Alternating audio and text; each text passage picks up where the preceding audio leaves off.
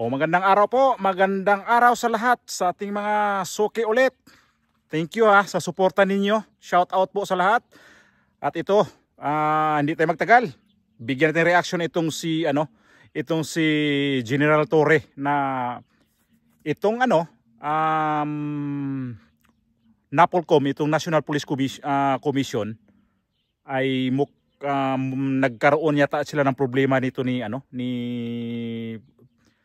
PNP Chief General Torre, kasi itong mga appointed, itong mga ginawa niyang itong mga ginagawa niyang yung mga paglipat ng mga posisyon sa mga generals, mga colonels ay pinakailaman itong na NAPOLCOM. Itong ang chief nito ay si Kalinisan. Nabanggit ko to sa una kong vlog. So ang nakakapagtaka, ngayon lang din ako nakakita ng itong NAPOLCOM ngayon ay nagkaroon ng pangingialam dito sa mga ginagawa ng PNP chief. Sabi ko, ano nangyari na itong noon pa naman ang nagiging mga PNP chief na may meron silang mga reshuffle ba? Di naman nangingialam di ba nangingialam itong NAPOLCOM at itong DILG ganun din. Ang dito parang may problema si Torre dito sa DILG kay John Vic Remulla at kay Kalinisan. So makikita natin ngayon ang mga balita, yung balita na to na mayroon talagang problema kasi bakit nang himasok itong NAPOLCOM na hindi naman to dapat trabaho nila. Trabaho ba nila to o talagang sadyang nangingialam na nang-aasar dito kay General Torre? Ipasok ko yung video. Ang bisa ng National Police Commission ang assignment ng ilang mataas na opisyal na inilagay sa pwesto ni Philippine National Police Chief Police General Nicolas Torre III.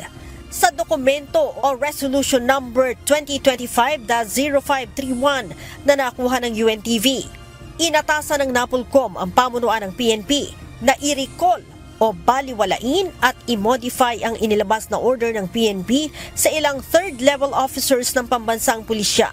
Kabilang dito sina Police Lieutenant General Jose Melencio Nartates Jr. na mula sa Area Police Command Western Mindanao ay ipinababalik bilang number 2 in command ng PNP o Deputy Chief per Administration. Pinababalik din sa dating pwesto si Police Lieutenant General Bernard Banac bilang commander ng APC Western Mindanao mula sa pagiging Deputy Chief for Administration.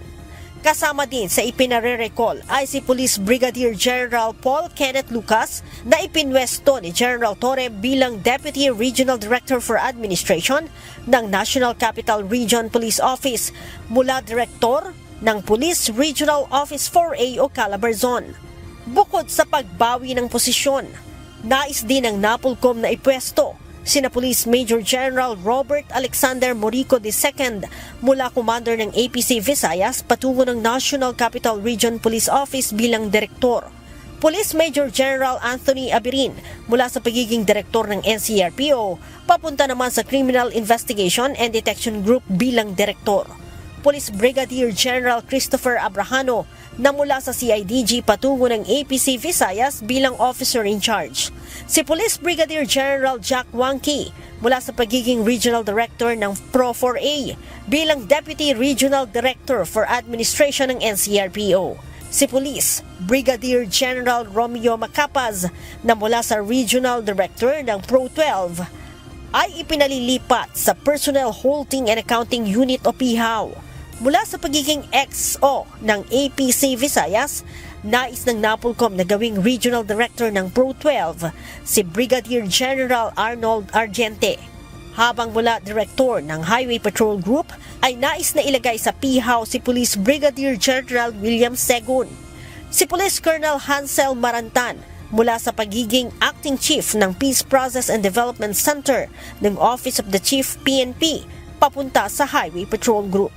Habang si Police Colonel Jonathan Abella mula PHAU ay gagawing Acting Director ng EOD-K9. Habang si Police Colonel Arnold Rosero naman mula sa pagiging Acting Director ng EOD-K9 ay magiging Deputy Director for Administration ng EOD-K9. Ayon sa NAPOLCOM, nasa kapangyarihan nila ang administrative control at operational supervision sa PNP. Marami naman ang umalma at nagpahayag ng suporta kay Chief PNP mula sa mga retirado at aktibong opisyal ng pambansang pulisya. Ang Police Regional Office 2, sinabing nakasuporta sila kay Chief PNP. Naniniwalaan nila sila na bukod sa mandato ng mga pulis para magpatupad ng batas, ay kailangan din ng pagkakaisa. Ang Highway Patrol Group nagpahayag din ng loyalty at suporta sa pinuno ng PNP. Habang ang lateral entry si Nagdiwa Class of 1999, sinabing nasa batas na ang Chief PNP ang may kapangyarihan sa pagpupwesto ng mga tauhan. Kami po ay sumusuporta sa pamunuan ng ating Philippine National Police, of course, kay Police General Nicolas Torre. At ang aming klase ay sumusuporta sa kanya dahil ayon naman sa batas ang kanyang ginagawa, which is nakalagay sa Section 26 ng Republic Act 6975. Ang Philippine National Police Academy Alumni Association Incorporated, sinabing buo ang suporta kay General Torre dahil sa ipinamalas nitong prinsipyo at pagkalingas sa bawat miyembro ng PNP. Ang Association of Police Officer via Lateral Entry Incorporated na mayroong mahigit 8,000 opisyal ng PNP, buong pusong sumusuporta sa lahat ng programa at desisyon ni General Torre para sa seguridad ng publiko. Base sa Republic Act 6975 Section 26, ang movement, deployment, placement, utilization ng mga tauhan, equipment at resources ay solong nasa kapangyarihan ng Chief PNP. So, ganun katindi ang kasi may mga ginawa na nga si General Torre. So, hindi sinunod ng NAPOLCOM. Pina-recall niya. Ibig sabihin, hindi pinatuloy itong mga general na kung saan sila ipupwesto. Ang ginawa, gusto na NAPOLCOM sila ang sundin nito ni General Torre. Di kaya masikip ang mundo ni General Torre nito. DILG para hindi niya kasundo. Itong NAPOLCOM hindi rin niya kasundo. Anong problema? Nagiging masikip ang mundo nito ni General Torre kasi gawa nitong ginawa ng NAPOLCOM na lahat ay pinakialaman. So napagtanto ko, sabi ko, anong nito ni General Torre sa kanya ngayon na mga sa kanyang mga appointed, ay kanyang mga nireshuffle na mga general. Bakit itong si kalinisan sa NAPOLCOM ay ganun ang niya na ito yung sundin sa yung gusto namin sa NAPOLCOM kasi ito yung dapat gawin mo. Wala na ba siyang karapatan dito na na siya ang mag-reshuffle sa mga general? Siya ang PNP chief eh.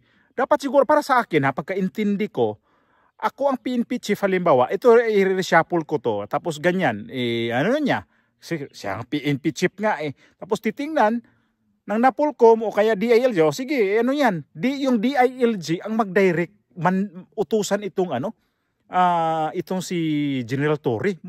Para sa akin, insulto Tapos, ang para sa akin ito, yung nakatawa-tawa siya na magiging ganito ang sitwasyon ng sitwasyon ng PNP ngayon na dinirektahan nitong sa NAPOLCOM at saka ditong DILG. Magkasabwat ba ang DILG at saka yung NAPOLCOM? Ba't ganun? Ang weird lang kasi PNP chief ka, kaya lang hindi sinusunod yung mga gusto mo. Yung mga ina-assign mong mga tauhan mo, pinaparecall nitong NAPOLCOM. So magkaroon tong komplikado dito sa pamumuno ng PNP. Ito yung sinasabi ko porket ba si General Torre hindi nanggaling sa PMA, ganun na lang ang kanilang nito, ang ganun na lang ang pag nito ng NAPOLCOM. Parang underestimate ba? Kasi ito si Torre galing to sa Philippine Police Academy. Hindi PMA nga, hindi. Mali na naman ako galing to siya sa diba? Sa may Cavite nga, nakalimutan ko lagi yung eskwelahan na yun. PMA, nakalimutan ko rin. Kasi sila magkaiba. So, ganun ba ang nito? Itong NAPOLCOM? Parang nila na kayang-kaya natin yan. Naman nagaling PNP yan eh. Ito si kalinisan. Kaya niyang diktahan talaga ang PNP itong si General Torre kasi ayan na nga nangyari na nga Lahat ng mga nireshuffle nito, pinarecall lahat. Ibalik mo lahat yan. Ito yung gusto namin, mga listahan namin. Ito yung ano mo. Ito si Torre ngayon, hindi man nagsalita kung sundin ba niya to o hindi. So, ewan ko lang kung ano talaga ang mangyayari dito sa mga ngayon sa PNP pa naman. So, ngayon ko lang nga ito narinig. Kasi, under sila ng di ba? Ng DILG dito. Sa DILG ngayon, tahimik din. Hindi natin alam kung ano kaya ang mangyayari nito ni General Torre. Hanggang kailan pa lang to hanggang kailan pa lang pa naman to siya. Medyo matagal-tagal pa to magre-retired. So ito pa naman daw gawin ng presidente daw ng mga tao ngayon na ng mga gustong magiging presidente itong si Torre. ang lupit talaga, ha? Gagawing presidente nito si Torre. So magiging presidente ito. Itong mga parang inaapi siya ngayon, di kayo niyan. Balikan kayo ni Torre. Sustis Torre. Ito na yung gaba kaya ni dating Pangulong Duterte na ginawa niya, pina-export dito sa Europe. So Torre, ay nako, akala ko matapang ka. Labanan mo yung tinawag ka pa naman ng bulldog niyan. Itong si John Vic Remulla. Itong si Kalinisan, di natin alam to ba kami mga mga kwaril-kwaril. Wala siyang pangil sa ginagawa ng ngayon ng PNP na itong Napolcom. Parang ni Napolcom ba na wala yan, Torre lang yan. So katapat pala ni Torre itong Napolcom. Di lang natin makikita ngayon kung ano ba talaga ang sitwasyon nila kasi siyempre sabihin nila, ay professional kami magtrabaho, no? Wala kaming pakialam dyan sa mga ganyan. So walang pakialam, nakikita namin yan, kakaiba. Pati sa mga media, na-expose kayo sa media, pero ewan ko kung tama ba talaga yung paniniwala ko na bakit itong si Torre pinasukan itong Napolcom. Na itong Napolcom naman ay sa palagay ko, mag-antay lang to sila kung ano yung action dito sa PNP. Kasi ang PNP, kung tutuusin to dito sa mga pulis na to, sa ground mismo sila Sila mismo yung gumagalaw dito sa labas. Hindi kagaya itong Napolcom, nag-antay lang naman sila ng mga report dyan kung anong mga i-implement nila. Di kagaya ng PNP na mismo sila doon. Alam mo, may hinuhuli. Di ka alam na ng PNP chief yan kung sinong dapat dyan na mga general, sinong dapat mga colonel yan na ma-promote na dapat dito yan, matapang yan, kagaya kay Torre, di ba? Na yan na in-export si Tatay Digong dito sa Europe at sinalakay itong ng CIDG itong KOJC. Patay tayo yan, Torre, ha? Mukhang tagilid ka dito sa laban na to. Tagilid, palagay ko tagilid si Torre dito, ha? Kay Kalinisan at saka kay John Vic Remulla, tagilid siya dyan. Baka kung lang to, hindi lang to age limit lang yung hanggang kailan lang siya. Baka di matapos ni Torre itong position niya sa pagka PNP chief sa Pilipinas. Hay, mukhang nakakaawa ang sitwasyon mo ngayon na ano ba kamukha nito? Sino kamukha nito? May nag pa naman sa akin dito, kamukha ko si Torre. O di, at least di ba kamukha ko si Torre. Ito nagsabi kaya dito, sino kaya ang kamukha mo? Di ko lang alam kung ano kaya itsura mo. Yun nga daw, kamukha ko nga daw, di.